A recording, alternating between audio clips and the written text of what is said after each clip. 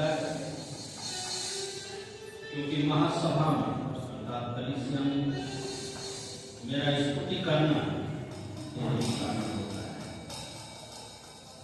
मैं अपने मन्नतों को सबके सामने पूरी करूंगा और तेरा भय मानते हुए तेरी आराधना और स्तुति करूंगा।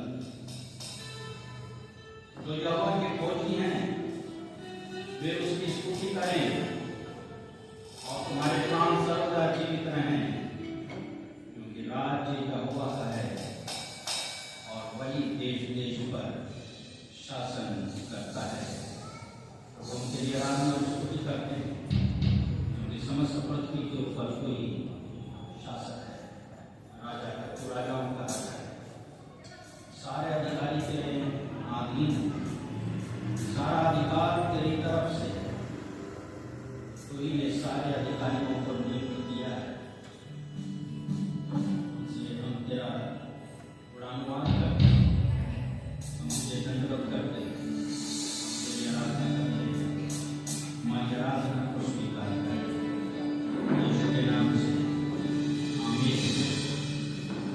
इस गीत गा के हम लोग की आराधना करेंगे। कुछ एक गीत गा करके उपस्थिति में हमारे खड़े हो जाए, उसकी आराधना करें। मैं हाथों को उठाते हुए, ताली बजाते हुए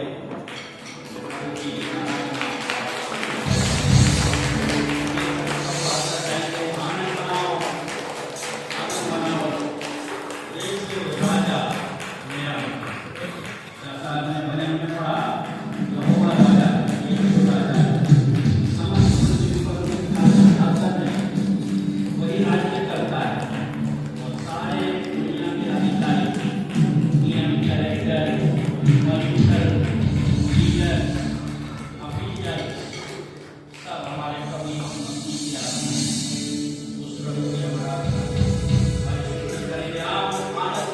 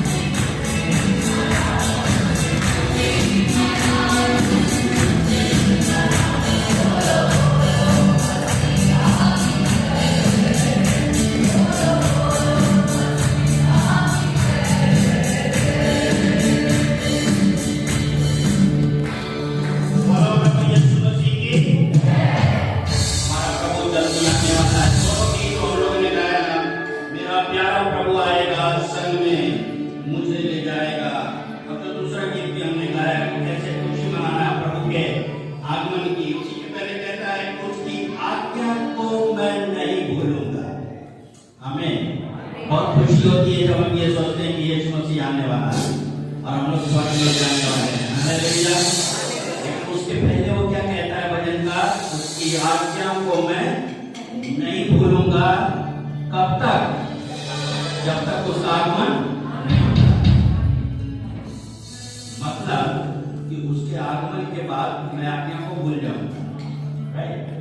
मैं उसकी आज्ञा को नहीं भूलूंगा जब तक उसका आगमन ना हो, क्योंकि प्रभु यीशु मसीह के आगमन के बाद मैं आज्ञाओं को भूल जाऊंगा।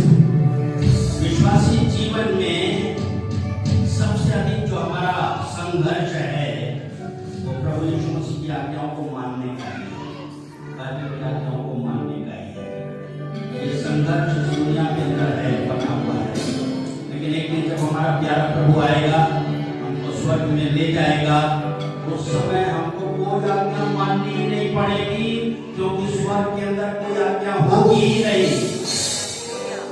ये बाइबल परमेश्वर ने इस पृथ्वी के ऊपर हमको दिया है। ये बाइबल जो काले रंग की पुस्तक मेरे हाथ में आपको दिख रही है, स्वर्ग में ये पुस्तक नहीं होगी, क्योंकि साक्षात वचन वहां पर प्रभु यीशु मसीह के आसन के ऊपर विराजमान होगा। हालेलुया।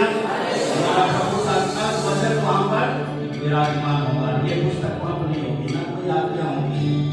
आज्ञा मानने नहीं है। थोड़े दिनों के लिए क्यों नहीं आज्ञा मानेंगे? हालेलुया। उसकी आज्ञा को नहीं भूलूंगा,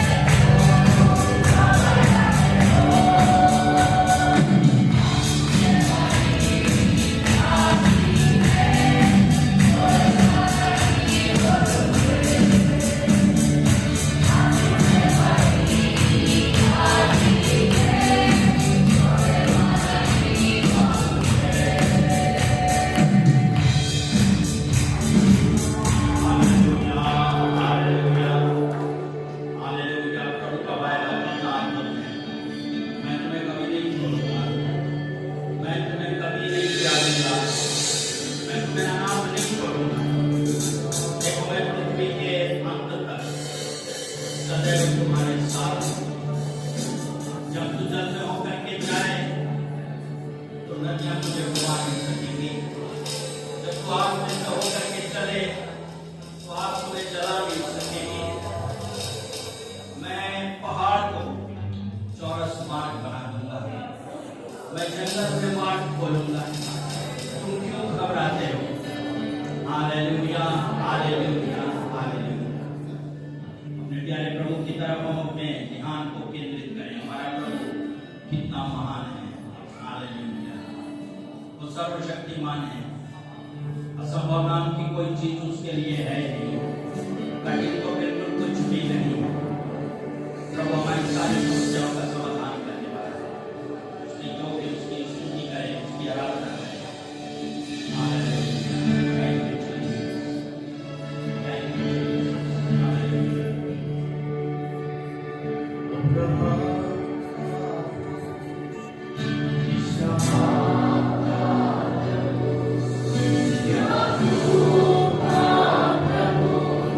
Yeah.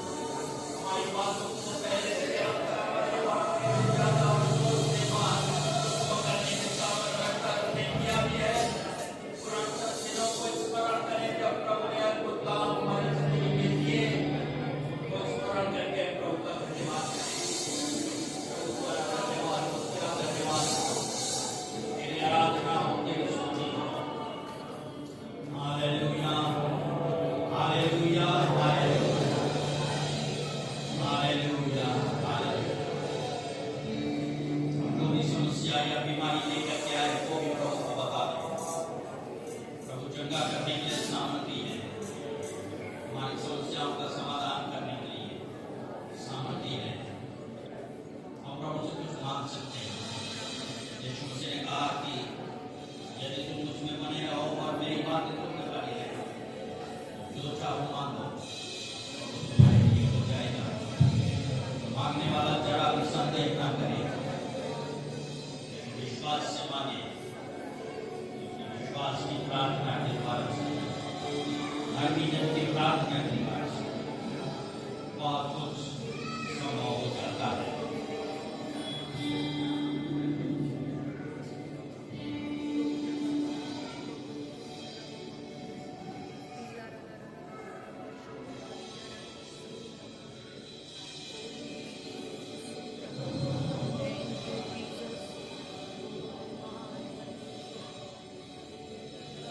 प्रभु अपने पवित्र भवन में है, समस्त पृथ्वी उसके सामने चुपचाप और शांत है। अपने मन को शांत करें, गहरी सांस लें और सांस छोड़ते समय हम कहें सारी चिंताएं दूर हो जाएं। हमारा प्रभु हमारे बीच में विद्यमान है। पृथ्वी की छोर तक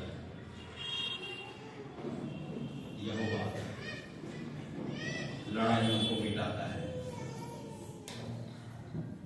यहोवा राजा है, राज्य यहोवा का है, समस्त पृथ्वी पर उसी का शासन है। सर्वशक्तिमान परमेश्वर है। हमारी कुछ समस्या है जो हमको कठिन मालूम देती है। हमारी कुछ समस्या है या आवश्यकता है या परिस्थिति है जो हमें लगभग असंभव जैसी मालूम देती है। जैसा हमने गीत में भी गाया, इब्राहिम का बिल्कुल असंभव था कि 90 साल की अवस्था में, 100 साल की अवस्था में वो एक पुत्र की प्राप्ति करे। केवल एक पुत्र नहीं, लेकिन पूरे एक देश का सृजन पिता बने।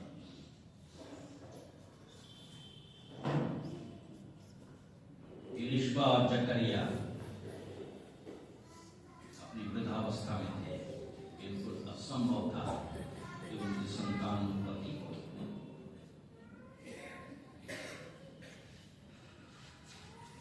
प्रभु के लिए कुछ भी असंभव नहीं है। यीशु के नाम से हमारा कोई मुकदमा चल रहा है लंबे समय से, जिसका द्वारा न्याय नहीं हो रहा है। याद रखें, सारे न्यायाधीशों के ऊपर परमेश्वर न्याय करता है। वही सच्चा न्याय है। ऐ देश के शासकों, क्या तुम सचमुच में सच्चा न्याय करते हो? राजाओं का मन, अधिकारियों का मन यहोवा के हाथ में जब नालियों के समान है। यहोवा जिधर चाहता है उधर मोड़ देता है। यीशु के नाम से देश के तमाम उन अधिकारियों के लिए प्रार्थना करते हैं जो इसी वक्त इस कलीसिया में, इस सभा में उपस्थित किसी भी व्यक्ति के मुकदमे को या इश्यू को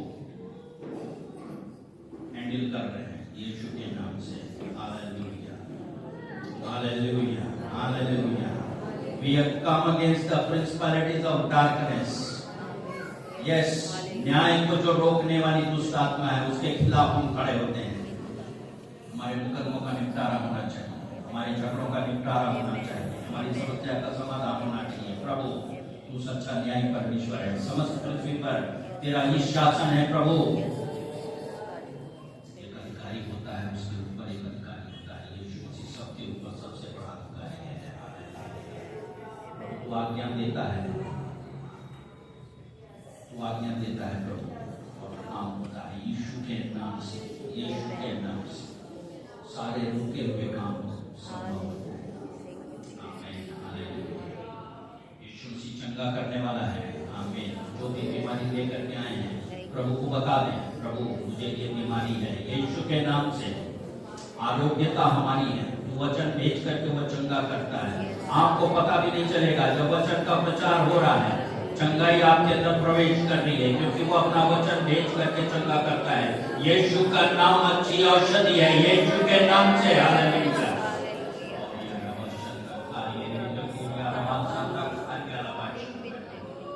यीशु का नाम अच्छी औषधि है, सारी दवाओं से श्रेष्ठ औषधि यीशु का नाम है। हालेलुया। प्रभु चंगाई हमारी रोटी है। तूने स्वयं कहा कि बच्चों की रोटी लेके कुत्तों के आगे फेंकना अच्छा नहीं है। यस, ये हमें बच्चों की रोटी, हम तेरे बच्चे हैं प्रभु, ये चंगाई हमारी रोटी है। आज की रोटी हमें दे, ये तेरे नाम से। आज के दिन मुझे चंगा कर, तेरे नाम से समस्याओं से छुटकारा प्रभु तेरा करें। मेरे पीछे बोलिए, यहोवा मेरा चरवाहा है। यीशु मसीह मेरा चरवाहा है, वो अच्छा चरवाहा है, मुझे कोई घटी नहीं है। वो मुझे हरी चरागाहों में बिठाता है, वो मुझे सुखदायक जल के सोते के पास ले चलता है, वो मेरे जी में जी ले आता है, धर्म के मार्ग में वो मेरी अगुवाई करता है। मृत्यु से भरे अंधकार में, अंधकार की तराई में होकर के मैं चलूं, मैं हानि से नहीं डरूंगा, क्योंकि यीशु मेरे साथ है, वो मुझे शांति देता है। Hallelujah, hallelujah. प्रभु कहता है कि मैं तुझे बुद्धि दूंगा, तो जिस मार्ग में तुझे चलना है उसमें तेरी अगुवाई करूंगा। आमीन, हालेलुया। प्रभु यीशु मसीह ने कहा, जब पवित्र आत्मा तुम पर आएगा तो तुम्हें सब बातें सिखाएगा, सब बातों की समझ देगा, कब क्या बोलना है, कब क्या एक्शन देना है, यीशु के नाम से। आमीन, आमीन, आमीन। कलीसिया बैठ जाए, प्रभु की आराधना में आगे चलेंगे। भजन का पाठ, भजन संहिता 110 पहली 2 पढ़ेंगी।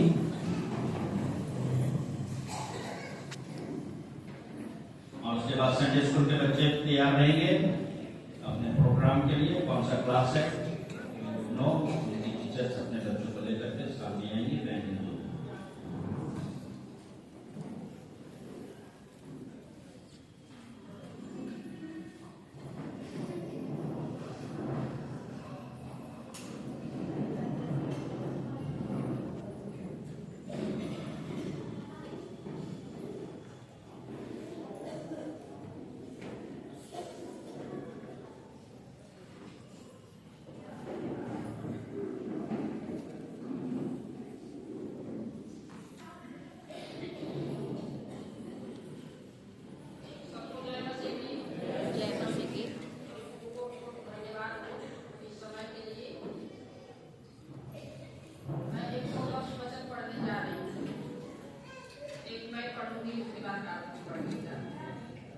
मेरे प्रभु से यहोवा की वाणी यह है, तू मेरे दाहिने हाथ बैठ, जब तक मैं तेरे शत्रु के को तेरे चरणों की चौकी न कर दूं।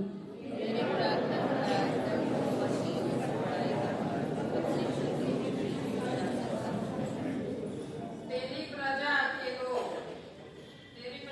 लोग तेरे प्रातः के दिन स्वेच्छा बलि बनते हैं।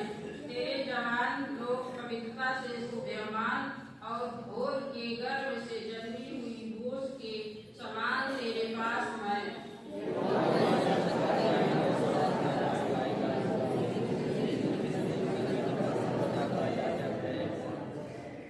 प्रभु तेरी दाहिनी ओर होकर अपने क्रोध के दिन राजाओं को चूर कर देगा।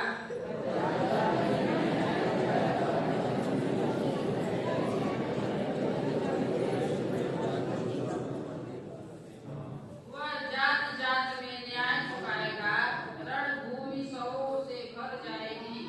वह लंबे चौड़े देश के प्रधान को चूर चूर कर देगा।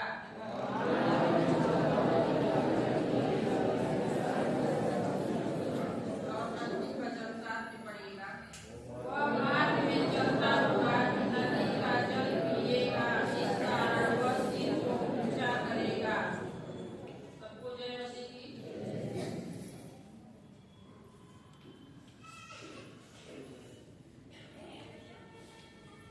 का धन्यवाद हो इस वचन के लिए।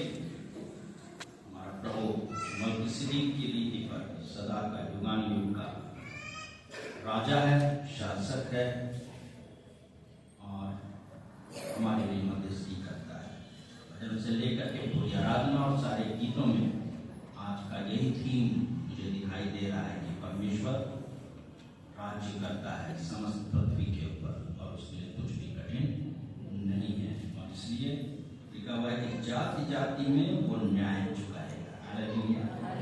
मैं आपको बताऊं कि इन सारे गीतों का चुनाव या भजन का चुनाव कोई एक सोची समझी तकनीक नहीं है कि हम पहले से सोच के और सब चीजों को एकदम फिट कर देते हैं कि हमारी आराधना के लिए। ये पवित्र आत्मा का एक अद्भुत काम और प्रमाण है कि आत्मा कैसी एकता में काम करता है और उन सबको यूनाइट करता है और सब चीजें मिल करके आराधना का एक थीम या एक उद्देश्य बन जाता है। इस चीज को गौर करना चाहिए और उसी विषय पर प्रभु की आराधना करनी चाहिए। तो अभी मैं बुलाना चाहूंगा संडे स्कूल के बच्चों को कि अपना कार्यक्रम प्रस्तुत करें। उसके बाद कुछ एक गवाहियां हम सुनेंगे और पारिवारिक गीत होगा। उसके साथ आज की भेंट भी इकट्ठा करेंगे, वचन होगा, सब कुछ क्रमानुसार होना चाहिए। बच्चे आएंगे सामने। कहाँ बच्चे? कोई रेडी है कि नहीं?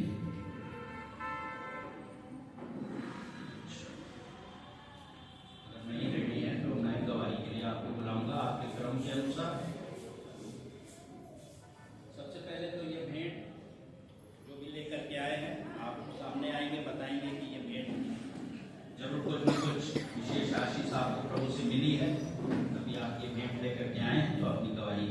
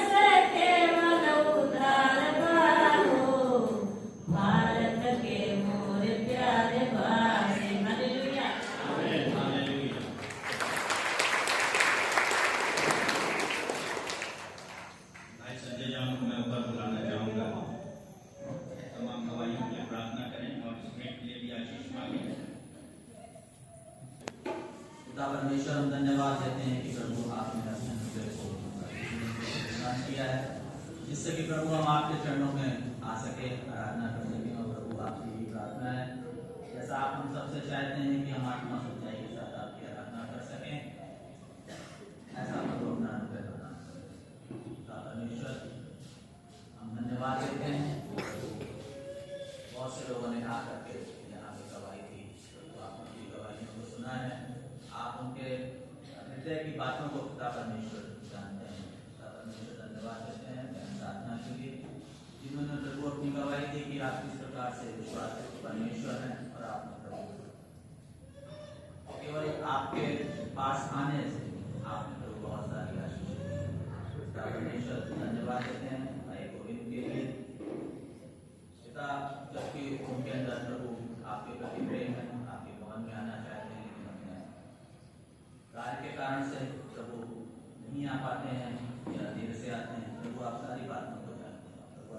प्रदान करें। पिता परमेश्वर को सेवा करना है, उसे एक अच्छी गवाही का कारण बन सके और प्रभु जो भी बाधाएं हैं, समस्याएं हैं, उनसे छुटकारा मिल सके।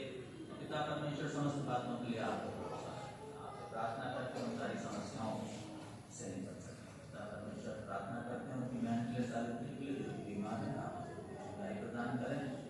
हम प्रभु बहुत सी बातों को, बहुत से समाधान को, बहुत सारे राज्यों में जानते हैं, लेकिन प्रभु हम ये जानते हैं कि आप सामर्थी परमेश्वर हैं और आप प्रभु के जिस पृथ्वी पे थे तो आपने प्रभु बहुत से लोगों को चंगाई दी। पिता परमेश्वर आज भी आप चंगाई देते हैं। बहुत सी चीजें हमारी दृष्टि में असंभव है, उससे भी पिता परमेश्वर आप चंगाई देते हैं। पिता परमेश्वर बहन के लिए प्रार्थना है कि आप पूरी तरीके से चंगाई प्रदान करें। पिता परमेश्वर प्रार्थना करते हैं आस्था के लिए, शाम के लिए, चंद्रेखा के लिए, तो हमने गवाहियां दी हैं, आपने सुनी है। पिता परमेश्वर और किस तरीके से एक दूसरे को प्रोत्साहित करना, किस तरीके से पिता परमेश्वर एक दूसरे के लिए सहारा बनना, किस तरीके से एक दूसरे को आपके निकट लेकर के आना।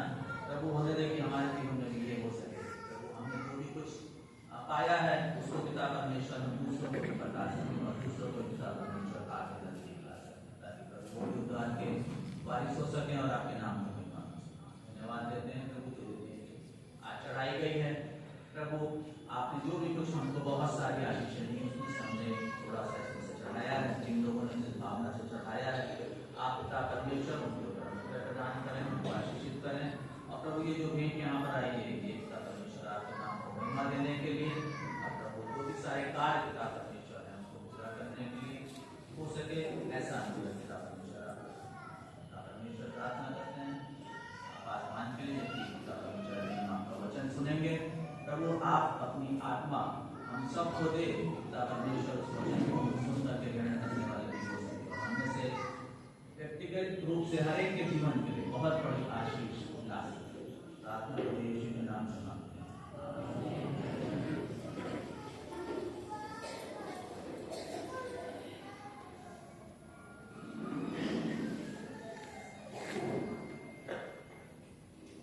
परमेश्वर के वचन को सुनने जा रहे हैं, अपने मनों को तैयार करें। और जैसा कि पिछले दिनों में प्रयास जारी है, हिंदी और इंग्लिश में आप नोट्स ले सकते हैं। संडे स्कूल के सारे बच्चे, सारे टीचर्स और जितने भी पढ़े लिखे लोग हैं और जो नोट लेना चाहते हैं वो एक पत्र इसमें चलेंगे। इंग्लिश का आपके पास है, उस पर पहचान लीजिए, इससे इंग्लिश का, और हिंदी का कोई लड़की आ जाए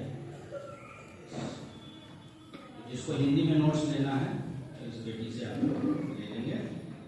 तो परमेश्वर के वचन के लिए हम अपने मनों को तैयार करें और परिवर्तन के लिए तैयार करें, क्योंकि जो वचन परमेश्वर की तरफ से होता है वो प्रभाव रहित नहीं है। आमीन।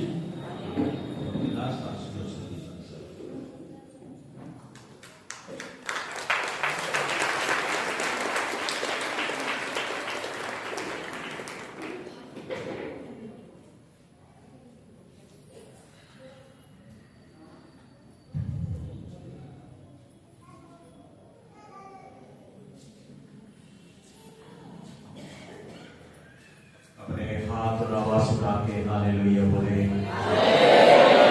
ऊपर अपने हाथों को आवाज उठाकर हालेलुया, ऊपर जोर से हालेलुया। परमेश्वर की स्तुति हो, परमेश्वर की महिमा हो। आज की सुंदर अवसर के लिए, आज के पुनरुत्थान के दिन में फिर एक बार हम लोग एक साथ मिलकर परमेश्वर की आराधना महिमा करने के लिए परमेश्वर ने जो अवसर दिया है वो हम सब लोग के लिए बहुमूल्य है। हालेलुया। काफी लोग चाहते हुए भी आज का दिन देख नहीं पाया है, लेकिन हम लोग परमेश्वर को धन्यवाद देना चाहिए कि परमेश्वर ने हमें हरेक घटनाओं से, हरेक खतरों से, हरेक मुसीबतों से परमेश्वर ने बचाया है। हालेलुया। वास्तव में वो हमारे प्रार्थनाओं को सुनने वाला परमेश्वर है। Hallelujah, hallelujah, hallelujah. प्रभु की धन्यवाद हो कि आज हम लोग परमेश्वर के वचन की ओर हम जाएंगे। कितने लोगों को याद है कि पिछले बार हम लोग एक वचन को शुरू किया था, उसके बाद में उससे जो बाकी है आज बताएंगे। मैं आप लोग से वायदा किया था, कितने लोगों को याद है कौन सा वचन शुरू किया था? पहला कोरिन्थी 3:16, ये सिस्टर के लिए 2 हाथ ताली बजाए। पहला कोरिन्थी 3:16, सब लोग अपने बाइबल को खोलिएगा। पहला कोरिन्थी 3:16। अभी हमें सारे सुविधा परमेश्वर हमारे लिए दिया है। आप लोग अपना नोट भी कर सकता है, नोट भी बना सकता है, और अलग से आप लोगों को कागज भी दिया जाएगा, जिसको इंग्लिश में लिखना इंग्लिश में लिख सकता है, हिंदी में लिखना हिंदी में लिख सकता है, जिसको ब्लाइंड करना ब्लाइंड कर सकता है, ऐसे देखते बैठना बैठ सकता है। ऐसा कुछ नहीं है। हालेलुया। परमेश्वर के वचन को लिखना और मनन करना बहुत जरूरी है। आमीन। प्रिय विश्वासी लोगों के बारे में एक बार हम लोग प्रेरणा का काम किए। हमें क्लास चलते वक्त मैंने बताया था कि हमें वहां के विश्वासी लोग वचन सुनने के बाद में घर में जाके नोटबुक को बंद करके सोया नहीं है, बल्कि क्या किया है, वो वचन को खोल के, नोटबुक को खोल के, जो रेफरेंस प्रभु के दास ने दिया था, और रेफरेंस को एक एक करके देखकर क्या किया है और वचन को मनन किया है। ऐसे लिखा है कि नहीं देखा है। हालेलुया। और वो कारण से उन लोग विश्वास में बहुत आगे बढ़ गया है। आमीन। हालेलुया। यूनियन चर्च का विश्वास, यूनियन चर्च के विश्वासियों के विश्वास कैसे आगे बढ़ेंगे? कैसे आगे बढ़ेंगे? केवल सुनने से नहीं, सुनकर उसी पर चलना है, तब हमारे विश्वास और आगे बढ़ेंगे। जोर से हालेलुया बोले। पहला कोरिन्थी 3:16 और 17 हम सब लोगों को मालूम है कि काफी बार हम लोग इस वचन से सुन चुका है, और इसलिए मैं ज्यादा इसके इंट्रोडक्शन की ओर में जाना नहीं चाह रहा हूँ, क्योंकि मैं पहले इसका इंट्रोडक्शन विस्तार रूप में आप लोगों को बताया था। पहला कोरिन्थी 3:16 और 17 जल्दी पढ़िएगा।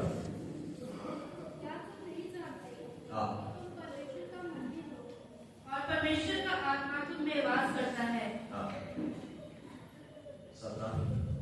यदि कोई परमेश्वर के मंदिर को नष्ट करेगा, तो परमेश्वर उसे नष्ट करेगा, जो कि परमेश्वर का मंदिर पवित्र है और वह तुम हो। और मेरा एक टॉपिक यही था, एक क्वेश्चन मार्क था। क्वेश्चन मार्क यही था, क्वेश्चन सवाल यही था, are we destroying god's temple? क्या हम परमेश्वर के मंदिर को नष्ट करता है? क्या हम परमेश्वर के मंदिर को नष्ट करता है? परमेश्वर का मंदिर के बारे में यहाँ पर जो लिखा है, वो कौन है? वो कौन है? जोर से बोलिए, कौन है? अजी, हम, मैं, आप लोग परमेश्वर का मंदिर है।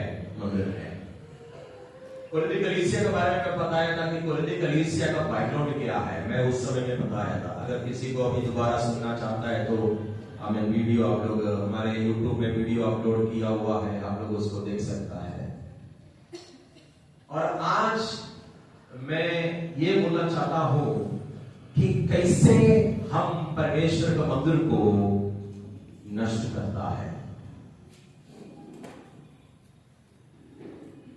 प्रभु यीशु मसीह ने वायदा किया था, प्रभु यीशु मसीह का वायदा किया था, मत्ती 16:18 में लिखा है कि मैं अपने कलीसिया को क्या करेंगे? मैं अपना कलीसिया को बनाऊंगा, कोई भी अधोलोक के फाटक उसके प्रबल होने नहीं देंगे या प्रबल नहीं होंगे। हालेलुया। तो मैं आपको बताया था कि चाहे कोई भी प्रकार की अधिकारी कलीसिया का विरोध खड़े हो जाए, कलीसिया नष्ट नहीं होगा। चाहे कोई भी पॉलिटिशियन खड़े हो जाए, कलीसिया नष्ट नहीं होगा। चाहे आप लाखों करोड़ों रुपया फेंक कर अगर कलीसिया को खत्म करना चाहता है, तो आपका पैसा खत्म हो जाएगा, कलीसिया नष्ट नहीं होगा। चाहे आमीन पूरा दुनिया का राजा लोग मिलकर अगर कोशिश करे, कलीसिया नष्ट नहीं होगा, क्योंकि परमेश्वर का वायदा ये है कि कोई भी अधोलोक के फाटक उसके ऊपर प्रबल नहीं हो पाएंगे। Hallelujah, hallelujah. लेकिन ये तो कॉन्ट्रडिक्शन हमें यहां से देख सकता है। तभी परमेश्वर वचन में लिखा है कि यदि कोई मंदिर को नष्ट करेगा, तो कोई भी मंदिर को नष्ट कर नहीं पाएंगे अर्थात कोई भी अधिकारी लोग, आपका पैसा, आपके पद, आपके हाथ में जो कुछ है, अगर आप किसी और से अगर उधार में भी लेके अगर करने के लिए कोशिश करें तो नष्ट नहीं होगा। लेकिन प्रेरित पौलुस बोल रहा है कि यदि कोई परमेश्वर के मंदिर को नष्ट करेगा तो इसका मतलब परमेश्वर का मंदिर नष्ट हो सकता है। परमेश्वर का मंदिर नष्ट हो सकता है। कैसे परमेश्वर का मंदिर नष्ट हो जाएगा? कैसे परमेश्वर का मंदिर नष्ट हो जाएगा? ध्यान से सुनिएगा। परमेश्वर का मंदिर ऐसे नष्ट हो जाएगा जो समय समय कपड़ा पहन के बैठा हुआ पादरी के द्वारा, जो अन्य भाषा बोलने वाले विश्वासियों के द्वारा, प्रार्थना करने वाले, उपवास में बैठने वाले विश्वासियों के द्वारा, अर्थात मेरा और आपके द्वारा, अर्थात मैं और आप इस मंदिर को नष्ट कर सकता है।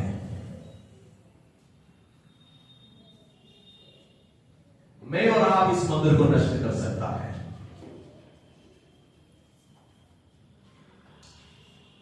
मैं आपको एक बात बोलना चाहता हूं कि पुराने नियम में परमेश्वर का क्या है, आमीन, मिलाप वाला तंबू के बारे में हम बाइबल में देखता है। मिलाप वाला तंबू, कितना लोगों को मालूम है मिलाप वाला तंबू? और उसमें कौन आते थे? परमेश्वर का उपस्थिति, अर्थात परमेश्वर का सामर्थ उसमें होते थे। परमेश्वर उसके अंदर में वास करते थे।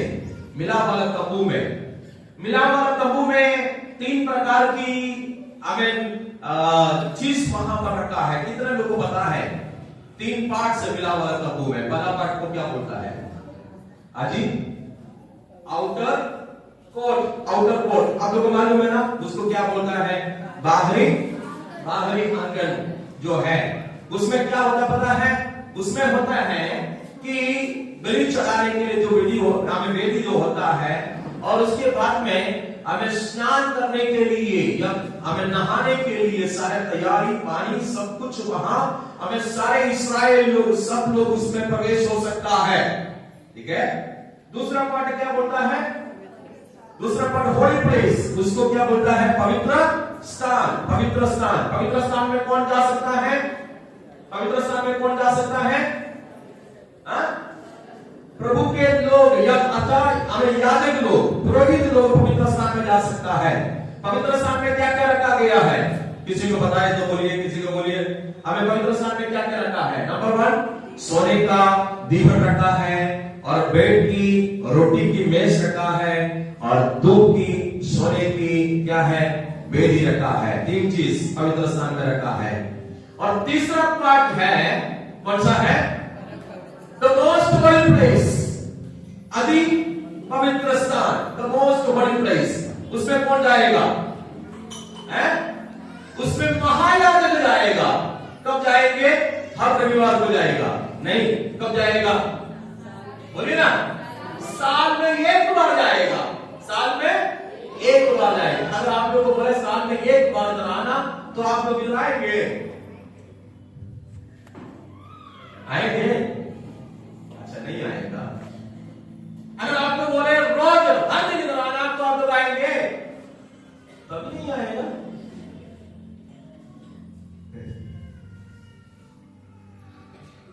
ठीक है, आप लोग हफ्ता में 1 दिन आना, आएंगे?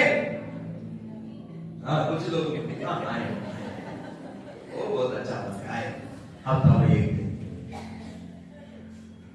साल में 1 बार महायाजक जाएगा, और साल में 1 बार जाएंगे। जाके क्या करेंगे? जो भी हमें जो क्रम करना है वो करेगा उधर जाके। लेकिन नया नियम में आपको पता है, आप लोगों को कौन से पार्ट में है पता है? आप लोगों को बाहरी आंगन नहीं है, आप लोगों को पवित्र स्थान नहीं है। नया नियम के अनुसार मैं और आप the most holy place. Hello, the most holy place में मैं और आप है। पुराने नियम का द मोस्ट होली प्लेस, हमें पवित्र स्थान, हमें उसके रिप्रेजेंटेटिव लोग हैं, मैं और आप। Hallelujah, hallelujah. कितना लोगों को समझ में आ रहा है? उस जगह को देखकर या उस मोस्ट होली प्लेस को देखकर पौलुस कह रहा है कि यदि कोई इस मंदिर को नष्ट करेगा तो मैं उसको भी नष्ट करूंगा और परमेश्वर नष्ट करूंगा। हम लोग मेरा साथ है? जोर से हालेलुया बोलिए। हालेलुया। बहुत हमें डर देने वाले एक वजह है कि मैं उसको नष्ट करूंगा, मैं उसको नष्ट करूंगा। क्या इस बात में आप लोग बहुत खुश है कि आपको डर लगा है? मैं उसको नष्ट करूंगा। परमेश्वर ने कहा है कि मैं उसको नष्ट करूंगा। मैं पिछले हफ्ते में भी बताया था कि काफी लोग नाम के लिए आके बैठता है चर्च में। काफी लोगों को हमें चर्च में आने के बाद में मोबाइल को इस्तेमाल करते हैं ज्यादा, व्हाट्सएप में, फेसबुक में मैसेज बैठ के इधर भेजता है। मैं जानता हूं कुछ लोगों, चैटिंग होता है चर्च के अंदर में बैठकर। दोपहर के बाद में क्या प्लान है? चैटिंग। बाहर कहां मिलेंगे? चैटिंग। और फेसबुक में देखते रहता है। भजन नहीं सुन रहा है, भजन नहीं लिख रहा है, बस मोबाइल में बिजी। आप अपने पवित्र स्थान को अर्थात परमेश्वर के मंदिर को आप नष्ट कर रहा है। ध्यान से सुनिएगा। मैं आज आपको ये बात बोलना चाहता हूं कि कैसे एक व्यक्ति परमेश्वर के मंदिर को नष्ट करेंगे। पढ़िएगा, उसके लिए हम लोग आज देखेंगे। 2 पॉइंट है, पता नहीं आज बोल पाएगा कि नहीं। जितना 11 जैसे घंटे बचेगा वैसे बंद हो जाएंगे। तो 2 पॉइंट है। पहला बात है कि आप लोग देखिएगा, पहला कोरिन्थी 2:12। पहला कोरिन्थी 2:12। यस, पढ़िए जल्दी। परंतु हमने संसार की आत्मा नहीं, परंतु हमने संसार की आत्मा नहीं। आप लोग सब उसको अंडरलाइन कर लीजिएगा। संसार की आत्मा नहीं, अर्थात संसार में क्या है? संसार में एक, हेलो, संसार की एक आत्मा है। आप लोग मेरा साथ है? संसार की आत्मा। परंतु हमने संसार की आत्मा नहीं, पढ़िए, परंतु वह आत्मा पाया है जो परमेश्वर की ओर से है, कि हम उन बातों को जाने जो परमेश्वर ने हमें दी है। हालेलुया। हम संसार की आत्मा नहीं बल्कि किसकी आत्मा को पाया है? परमेश्वर की आत्मा को पाया है। इसलिए परमेश्वर की आत्मा को पाया है कि परमेश्वर की ओर से जो भी बात आते हैं उसको सुने और उसको समझ ले। ठीक है? लेकिन मैं एक सवाल आपको पूछना चाहता हूं कि आपके अंदर में कौन सी आत्मा है? आपके अंदर में कौन सी आत्मा है? संडे के दिन में परमेश्वर की आत्मा, बाकी दिनों में संसार की आत्मा। मैंने पिछले बार भी ये बताया था कि यहां पर यूनियन चर्च में हमें ऐसे ही साबुन लगा के सबको हमें पॉलिश करने का या साबुन लगा के आप लोग को ऐसे हमें सुगंध देने वाला बात आज यहाँ नहीं कर रहा हूं, बल्कि हमें ऐसा एक उपदेश आपको देना चाहता हूं। जो सुनना है सुनो, अगर नहीं सुनना है तो बाहर जाओ।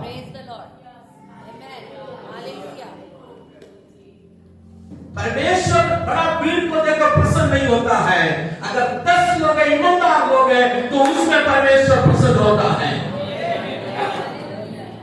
Hallelujah, hallelujah. जरूर बड़ा भीड़ को देखकर पादरी लोग विश्वास में हमें कमेटी लोग बहुत बड़ा प्लानिंग करेगा, नया कुर्सी खरीदेगा, चटाई खरीदेगा, एक्शन करने के बाद करेंगे और शिफ्ट करने के बाद करेंगे। ये सब सही है, लेकिन उससे ज्यादा परमेश्वर प्रसन्न होता है अगर 50 लोग धर्मी है, 50 लोग ईमानदार है, प्रार्थना करने वाला है, उसके विषय में परमेश्वर की काम होता है। प्रियो, हालेलुया। मेगा चर्च को इधर करा करके कोई फायदा नहीं। कुछ दिनों के पहले मैं एक वीडियो देख रहा था, मेगा चर्च मतलब मेगा बिजनेस हो गया है। एक वीडियो में देख रहा था, मेगा चर्च मेगा बिजनेस हो गया है। मेगा चर्च को करा करके कोई फायदा नहीं। यहां पर जो है सच्चा उपदेश को आपको सुनना बहुत जरूरी है। कुछ लोग काम में अच्छा नहीं लगेगा, कोई बात नहीं, अच्छा नहीं लग रहा है तो यू आर, आप फुल फ्रीडम है, आप जा सकता है।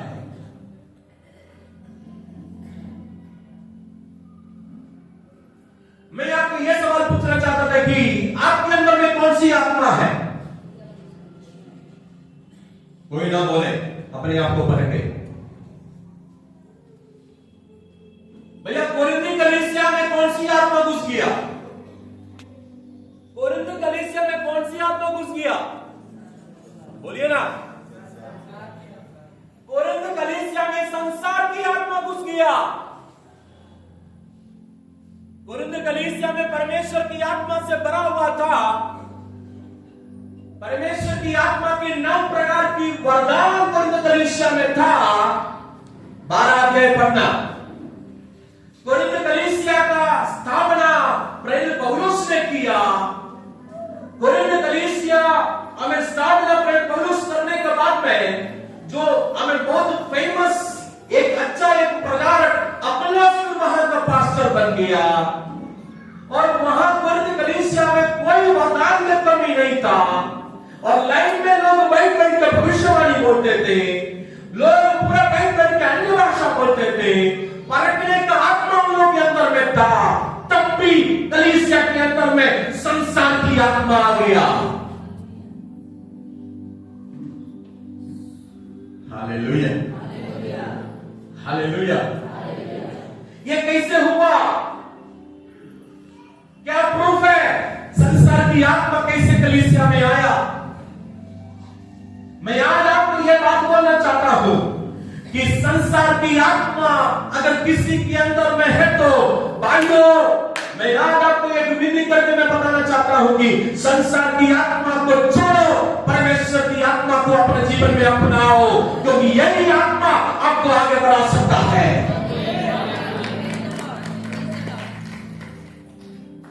Hallelujah, hallelujah, hallelujah. संसार की आत्मा इसके अंदर में आ गया।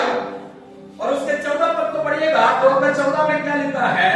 परंतु शारीरिक मनुष्य, देखिएगा, परंतु शारीरिक मनुष्य, आत्मिक मनुष्य नहीं। परमेश्वर चाहता था, यीशु चाहता था कि जितने लोग यीशु का नाम लेते वो आत्मिक मनुष्य बन जाए। लेकिन वो आत्मिक मनुष्य नहीं बना, बल्कि वो शारीरिक मनुष्य बन गया है। रोज भजन सुनता है, सुनता है, संडे जाता है, जाता है, भविष्यवाणी बोलता है, बोलता है, लेकिन कहां गया भैया? ये आपको एक मीटिंग शारीरिक मनुष्य बनाया या आत्मिक मनुष्य बनाया है? आज आप खुद परखिएगा।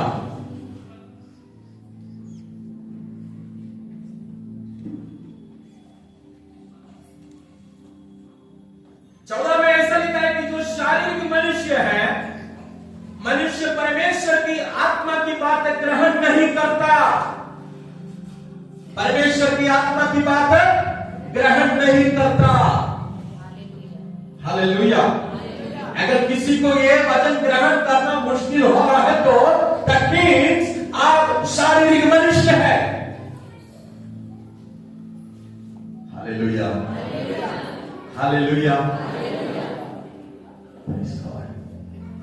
इधर संसार की आत्मा घुस गया। आप लोग एक बार पढ़िएगा, वो 1 अध्याय का 15 और 16, जल्दी पढ़िए। हाँ जल्दी पढ़िए। 1 का 15 नहीं, उसके पहले 1 का 12 पढ़िए। 1 का 12 पढ़िए। मेरे कहने का अर्थ यह है कि तुम में से कोई तो अपने आप को पौलुस का और कोई उसके 11 से पढ़िएगा, तब समझ में आ जाएगा। 11 पढ़िएगा। क्योंकि हे मेरे भाइयों, अखिलोस के घराने के लोगों ने मुझे तुम्हारे विषय में बताया है कि तुम में झगड़े होते हैं। तुम में क्या होते हैं? झगड़े होते हैं। जिसके अंदर में झगड़ा नहीं है, हालेलुया बोलिए।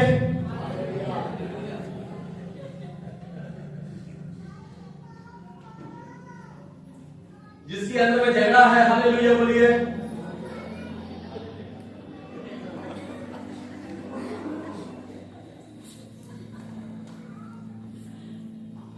यहां क्या लिखा है कि मैं सुनाया है कि तुम लोगों के अंदर में, तुम लोगों के बीच में क्या होता है?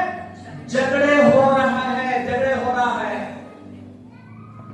संसारी आत्मा पहला झगड़ा से शुरू हो गया।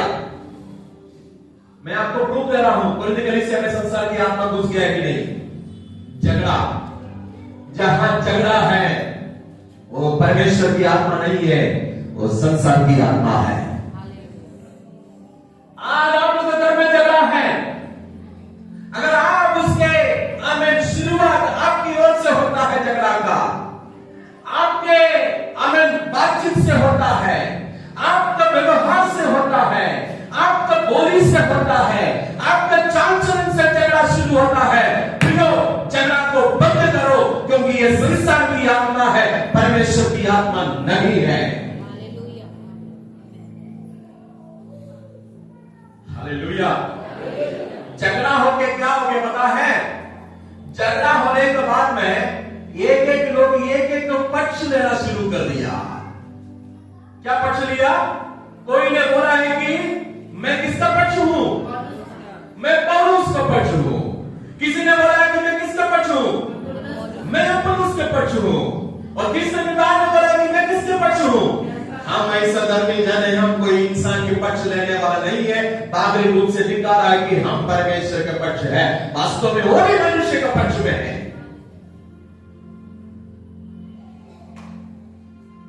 दिखाने के लिए बोलता है यार, हम तुम लोग ऐसा नहीं है, हम हमें परमेश्वर का पक्ष दिखाने के लिए ये बात रखता है, हम परमेश्वर का पक्ष में है। मैं आपको एक बात बोलूं, पादरी लोग आएगा जाएगा, आज हम हैं, कल दूसरा कोई और आएगा। आज वासु शैलास है, कल दूसरा कोई और आएगा। तो ये एक बात ध्यान से सुनिएगा, पक्ष लेना आमीन ये शैतान का काम है। समझ में आ रहा है? समझ में आ रहा है? कोई बोलता है कि वो पादरी नहीं है तो हम बपतिस्मा नहीं लेगा, वो पादरी नहीं है तो हम बपतिस्मा नहीं लेंगे, वो पादरी नहीं है तो मैं शादी नहीं कराएंगे, वो पादरी नहीं है तो मैं बच्चे का डेडिकेशन नहीं कराएंगे। भैया आपको कौन पादरी दिया बात छोड़िए ना, आप क्यों बपतिस्मा ले लिया है, अब उसके लिए धन्यवाद दीजिए ना। मैं यीशु के साथ मारा गया, गाड़ा गया, जीऊंगा, मैं अभी यीशु मसीह के साथ हूं। यही है बपतिस्मा का धन्यवाद की बात आपके मुंह से होना चाहिए। हालेलुया। अगर पादरी जोशन आपको बपतिस्मा दिया तो स्वर्ग में नहीं जाएगा, पादरी शैलास आपको बपतिस्मा देगा तो स्वर्ग में नहीं जाएगा। आपको यह यकीन होना चाहिए कि मैं यीशु के साथ मारा गया, गाड़ा गया, मैं जी उठा, मैं नया सृष्टि बन गया। कोई बोले हालेलुया, जोर से बोले हालेलुया। तो किसी का पक्ष लेना उचित नहीं है। ये दिखाता है कि आपके अंदर में संसार की आत्मा है। झगड़ा संसार की आत्मा है। में क्या आ गया? संसार की आत्मा आ गया, झगड़ा हो गया। और दूसरा को देख सकता है कि हमें 3 का 3 में एक बार पढ़िएगा, 3 का 3 जल्दी पढ़िए, जल्दी पढ़िए, लग रहा है कि ये पॉजिटिव कर्म नहीं होगा, जल्दी पढ़िए। क्योंकि आत्मा शारीरिक हो, हाँ। इसलिए कि जब तुम में दाह और झगड़ा है। क्या है? दाह और झगड़ा है। दाह और झगड़ा। Praise God, hallelujah. तुम लोग के अंदर में केवल झगड़ा नहीं है, और भी क्या है? क्या किसके अंदर में है? हालेलुया बोले।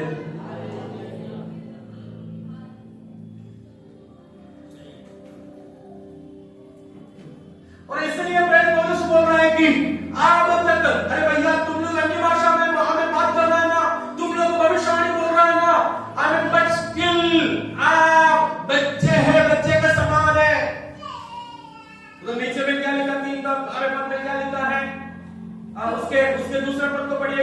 हाँ क्योंकि जब नहीं पहले से पढ़िए यस तब समझ में आ जाएगा। पढ़िए। हे भाइयों, हाँ। मैं तुमसे इस रीति से बातें न कर सका हाँ जैसे आत्मिक लोगों से, हाँ। परंतु जैसे शारीरिक लोगों से। देखिए मैं आत्मिक लोगों से तुम लोग से बात नहीं करता हूं क्योंकि तुम शारीरिक हो गया है, आत्मिक नहीं है अभी, इसलिए मैं वैसे ही बात करता हूं। और नीचे पढ़िए। और उसने जो मसीह में बालक है, और तुम लोग मसीह में अभी भी क्या है? बालक अभी भी क्या है? बालक है। अगर झगड़ा आपके अंदर में अभी भी है, दाग अभी भी आपके अंदर में है, आप कौन है? आप कौन है? बालक है। बालक है, मसीह में बालक है। आप मसीह में बालक बनने के लिए आपको बुलाया है। अब मसीह में बालक बनने के लिए आपको बुलाया है। एक जगह में प्रेरित पौलुस ने हमें लिखा है कि हमें यीशु मसीह से भी, हालेलुया, मैं आत्मिक उन्नति कैसे होना चाहिए? हमें यीशु मसीह के बराबर नहीं, उससे भी मैं ऊपर जाना चाहता हूं। वो कैसे होगा? कैसे होगा? अगर आप बालक बनकर रहेगा तो आप नहीं बन पाएगा। आपको इस बालक की अवस्था से बाहर आना है। हालेलुया। बालक पता है आपको, आज भी चर्च में डेयरी मिल्क विश्वासी लोग बहुत ज्यादा है, किटकैट विश्वासी लोग बहुत ज्यादा है। किटकैट विश्वासी लोग, किटकैट। अभी एक बच्चे को अगर बुला के दिखाए, एक हाथ में किटकैट और दूसरा हाथ में डायमंड दे दो, कौन ले? हमें कौन सा लेगा बच्चे? कौन सा लेंगे? डायमंड लेगा? नहीं, उसको उसका वैल्यू नहीं मालूम है। उसको क्या चाहिए? किटकैट चाहिए, चॉकलेट चाहिए, बस वही है। आज भी हमारे कलीसिया में ऐसे किटकैट विश्वासी लोग हैं, तो उन लोगों को केवल आज के चंगाई चाहिए, कल बीमारी है तो फिर पादरी को फोन करेगा, बीमार है प्रार्थना करना। अरे भैया कब तक आप 12 के रूम में बैठेंगे?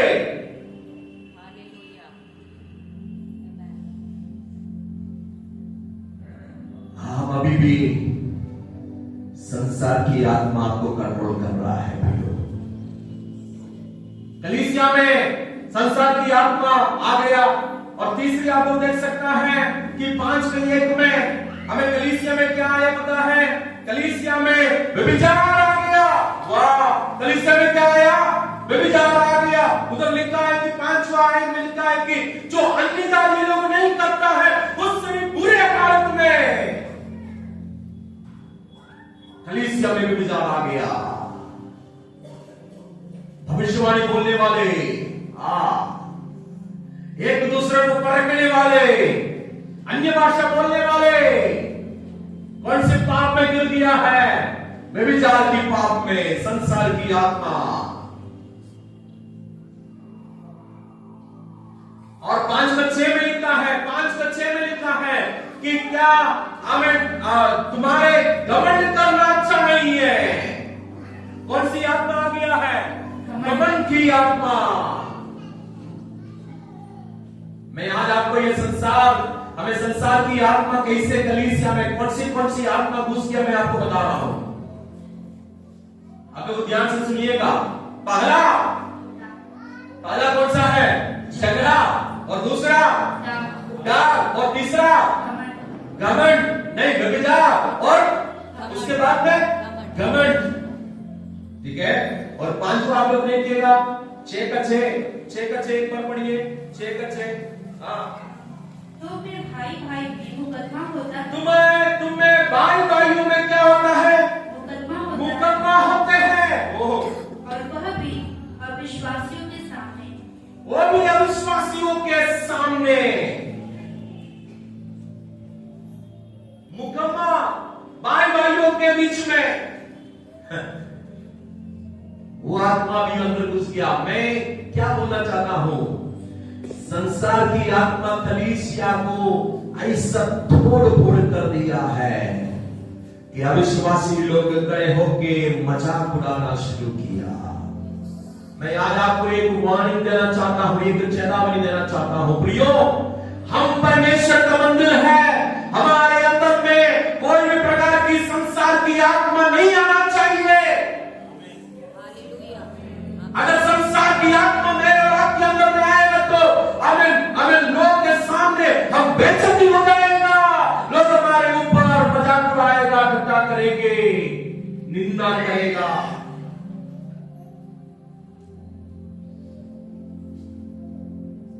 वो भी नहीं।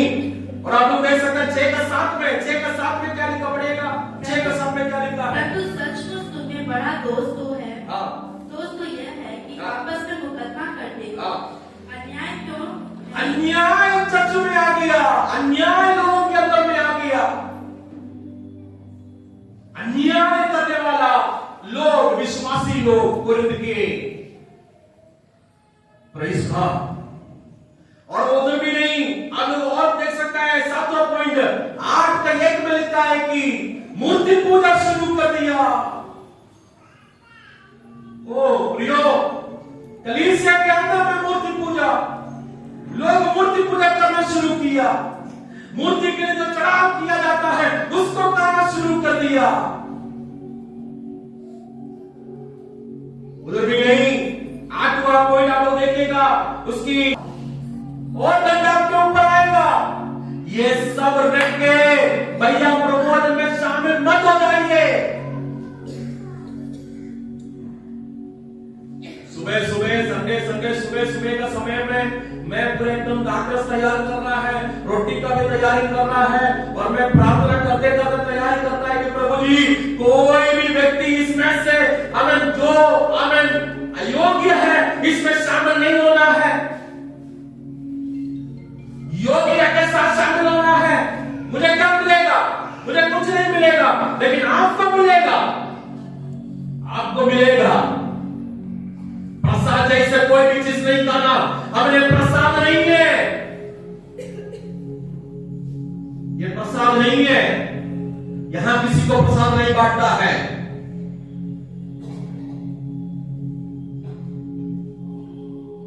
अगर किसी के अंदर में झगड़ा है, दूर कर दीजिए। किसी के अंदर में डाह है, दूर कर दीजिए। किसी के अंदर में व्यभिचार की काम है, विचार है, उसको दूर कर दीजिए। किसी के अंदर में घमंड है, उसको कैंसल कर दीजिए, दूर कर दीजिए।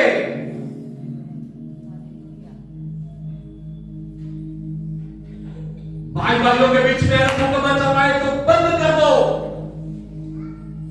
कैंसल कर दो। ये सब आपके अंदर में है तो मैं नहीं, परमेश्वर के वचन बोलता है, संसार की आत्मा आपके अंदर में घुस गया। अगर संसार की आत्मा आपके अंदर है तो आप क्या करता है? आप क्या करता है? बोलिए ना। संसार की आत्मा अगर आपके अंदर है तो आप क्या कर रहा है? आप परमेश्वर का मंदिर को, जो समझिए, नष्ट करता है। बाइबल में लिखा है, जो कोई व्यक्ति परमेश्वर का मंदिर को नष्ट करेगा, मैं उसको भी।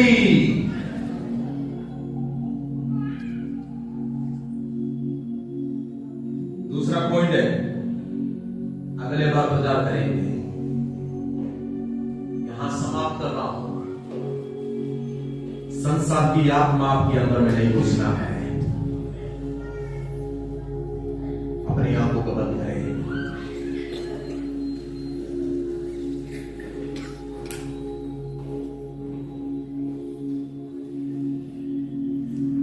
अपनी आंख को प्रभु का हाथ में समर्पण करें।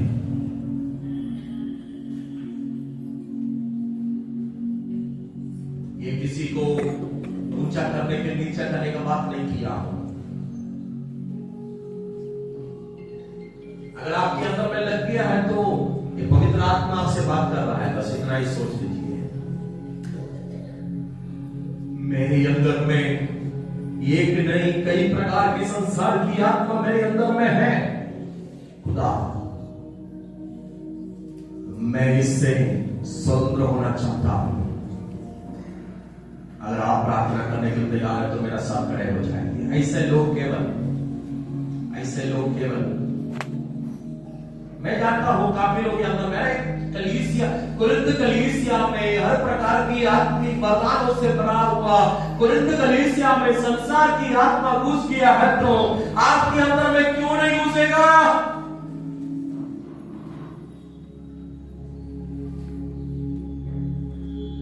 यस, अगर किसी के अंदर में संसार की आत्मा है, जो मैं बात बताया लगभग 9 पॉइंट बताया, और भी बात है, अगर कोई भी हमें उस प्रकार की स्वभाव आपके अंदर में है, आप अपने जगह में खड़े हो जाइए। आपके लिए प्रार्थना करने जा रहा हूं।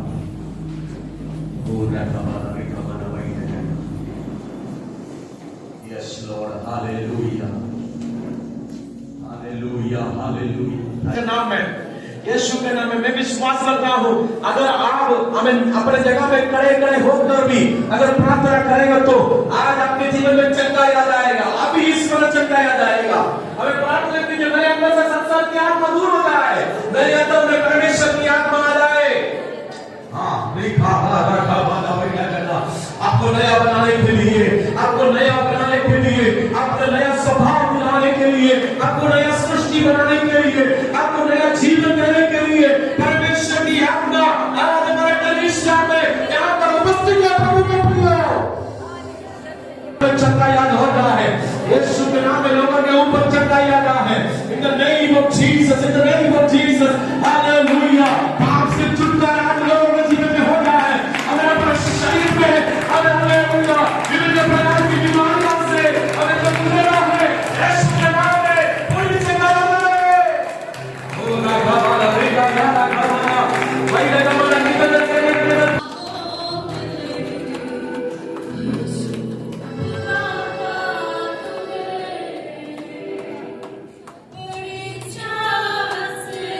सब लोग मिलकर गाएं।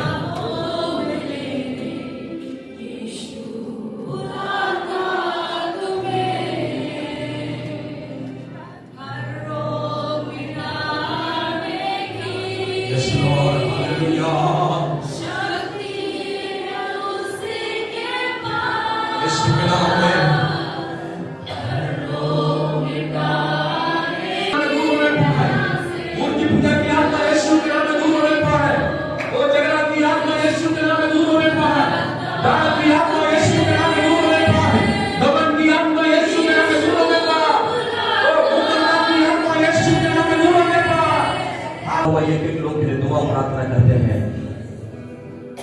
प्रभु जी हमारे शरीर का चंगाई हमारे लिए बड़ा बात नहीं है, हमारी आत्मा की चंगाई आज होने पाए यीशु के नाम में। हमारे शरीर का चंगाई बड़ा बात नहीं है, आज हमारी आत्मा की चंगाई होने पाए। द नेम ऑफ जीसस कलीसिया मिलकर प्रार्थना करता हमें हमारे एक विश्वासियों के आत्मा में हमें आत्मिक उन्नति के विरोध में जो भी अंधकार की शक्ति करें, गॉड ब्लेस यू। प्रभु आप सबको आशीष देता है। हमें बैठ जाए।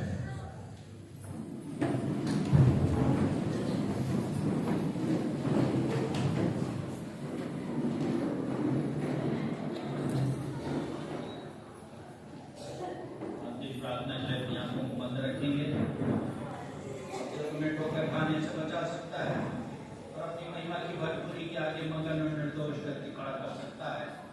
सत्य पिता परमेश्वर का प्रेम, प्रभु यीशु मसीह का